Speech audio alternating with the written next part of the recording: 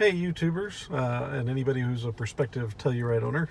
This is just a quick overview. Actually, I'm not even going to say quick. We're going to go into detail on this one in regards to why we went with the S model and the Telluride in general, but let's go over some of the items that might be of interest to anybody here. So starting on the left side, we have just your typical controls in terms of up-down window controls, your child safety locks, and then of course your ability to change the power mirrors. I believe this is just a plastic handle for opening the doors, but in general, when you look at everything here from the standpoint of the dash and whatnot, I just think it's a really clean look. Definitely fans of the appearance of this particular vehicle. Now moving into your steering wheel controls, obviously this took a little bit of adjustment for me, but on this left side, just figure this is anything you're going to do to control your phone and the infotainment center. And then on this right side, this is where you're going into your driver information screens so that you can make adjustments, monitor your miles per gallon, lane keep assist, etc.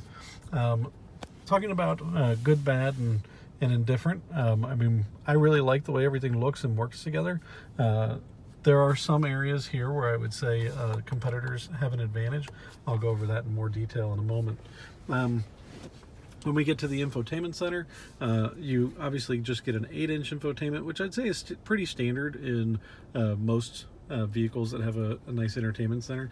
In fact, infotainment center, in fact, I'd say usually you get a smaller screen than this for competitors when you're in the lower trim levels, and an 8-inch screen is actually kind of a top of the line feature. So getting this in kind of the lower levels is really nice.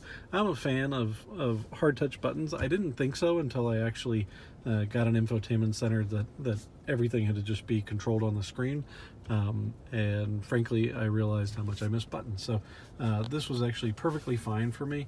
It's also responsive. I mean, it just adjusts right away as soon as you press any different buttons. I'm not going to go into like an incredible detail on the infotainment center, other than to say that I think it's more than adequate.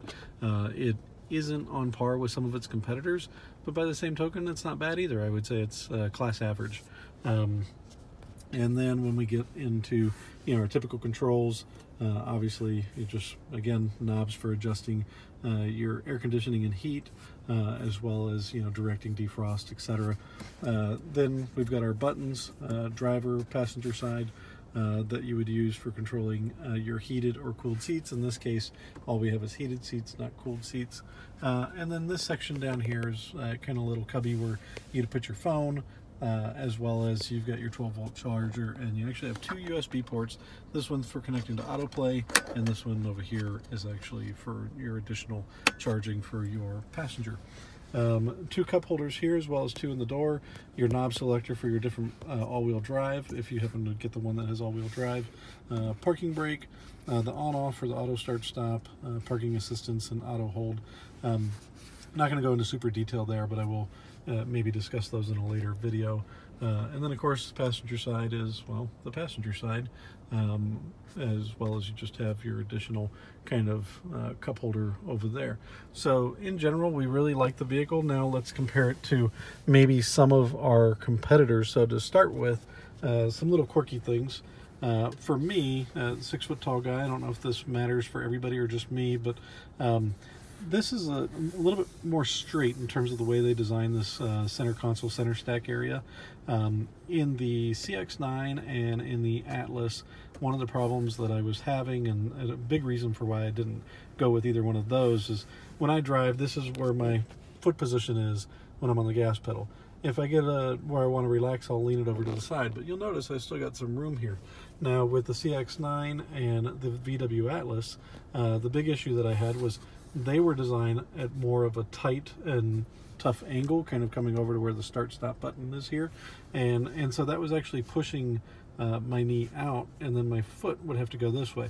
So really not comfortable for long haul driving, and that's going to vary from person to person, because I think they definitely had some some nice features on those vehicles. The Atlas was pretty nice, but another reason with the Atlas that I didn't like it, it was just all hard touch plastics, where here you have some hard touch plastics, but then you have kind of a softer armrest here, as well as kind of, you know, some soft touch items along the dash. Again, comparing against the Atlas, one of the issues that I had was, you know, if I rested my arm up here or down here, it just felt a little awkward. When I put it up here, it felt like it was too high, like it was up here, it actually bothered my shoulder, and then down here was too low, so it just, again, felt really awkward. So that was one of the reasons against the Atlas. I think the other reason for not going with the CX-9 was predominantly because of the fact that the, you know, aside from having the issue right here, I just felt like everything was really compressed on me. I didn't have a lot of open space, and that's something that this vehicle has, as well as the Explorer. But the Explorer at this point looks dated. Obviously a 2020 version's coming out, and that might be much improved. But once I got into this vehicle, it was fairly quick for me to realize that this was the right vehicle for our family. Now, Reese, you said there's some questions from YouTube. What kind of questions did we have? So EMH0303 asked, what made you choose the Telluride over the Traverse/Enclave? All right, so getting into comparing the Chevy models, I actually thought the Chevy was really nice. It was one of my favorites. So I think the biggest things that I would point out was the driver assistance technology just didn't seem like it was where it needed to be, and that was a big driver for me in buying the vehicle. In terms of driver assistance technology, I really felt like that the Subaru, the Dodge Durango, and then of course this vehicle were probably the best. The Explorer and the Chevy Traverse, those lines, it just wasn't aggressive enough for me. It was more subtle, like, hey, you need to get back into your lane, not I'm going to keep you in your lane, that type of situation. And so for me, that was kind of a detractor for the Chevy Traverse. The other thing was reliability. I'm a Consumer Reports fan. I subscribe to it. I believe in the work that they do. And, you know, unfortunately, a lot of the U.S. vehicles right now, and I'm a huge Ford fan, a lot of those vehicles are just not really ranking well in terms of reliability at the moment. I think they're down towards the bottom of the list. So that was a big reason for why. Were there other questions? Yes. Riz1 Great asked, why'd you pick this over the Atlas? I'm in the same boat also and debating between the two. Congrats on the purchase. Well, thank you. I think for me, the Atlas was really close. I liked it a lot, except for, again, hard touch plastics. We actually found that the bolstering on the seats was really aggressive on the Atlas, and it actually made it difficult for both myself and my wife to step in and out of the vehicle. So for us, that was a detractor. But I think the hard touch plastics, it just on the interior didn't feel quite as refined as the Telluride does. I think it had some features that actually were an improvement. I would say this is the S level for a Telluride is probably comparable to the SE technology. And you know, you get the LED headlights. So at first I really thought that, you know, oh man, I want those LED headlights, but the projectors on this particular vehicle actually do a really good job. So I would say it was a very close call, but at the end of the day, it came down to seat comfort, and it came down to my earlier description of the issue that I was having with the center stack kind of bumping into my knee. And I highly recommend taking as long of a test drive as the dealership will let you take with that vehicle, just to get a better feel for making sure that it's as comfortable as the Telluride and vice versa. What other questions? New Kids Productions asks, nice ride. Does the S have a power liftgate, or does that only come with the higher trim levels? So the S does not have the power liftgate.